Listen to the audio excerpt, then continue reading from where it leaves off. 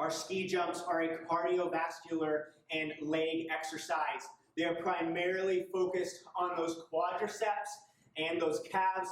Lesser muscle groups engaged are going to be those glutes and those hamstrings as well. Set up for this position is getting in a normal squat position with your feet about hip distance apart, getting nice and low in that squat. Remember, pushing those hips back, keeping those feet nice and flat on the floor as we get down as low as we can. Chest is staying up.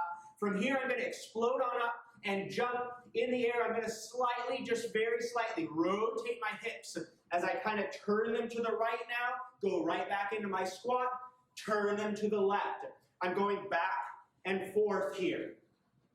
The reason these are called ski jumps is they are mimicking moguls, or those bumps that you see on the hill as you're going down. That side-to-side rotation, getting that core involved here as we land nice and softly and transition back and forth.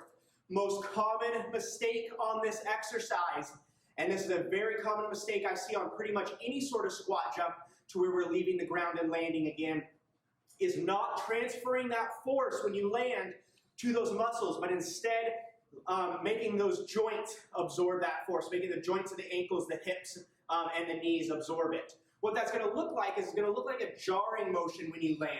So you're going to hop over to the side, there's that jarring motion, then I'm squatting, hopping back, that jarring motion, and then I'm going into my squat. What you want to focus on is you're immediately going into that squat as soon as your feet are touching the floor. That way you're absorbing those forces as you're coming down with those muscles. So I'm going to land super softly as I hop over, land really soft right back into that squat, hop really soft back and forth into that squat, rotating those hips slightly from side to side, keeping those feet flat on the floor as I come down.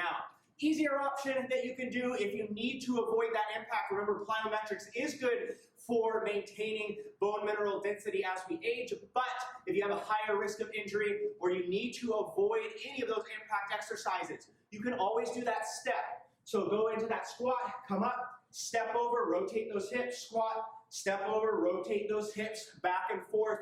Remember, make those changes to that exercise that allows you to keep moving and still getting those benefits, but adapt it to your specific level.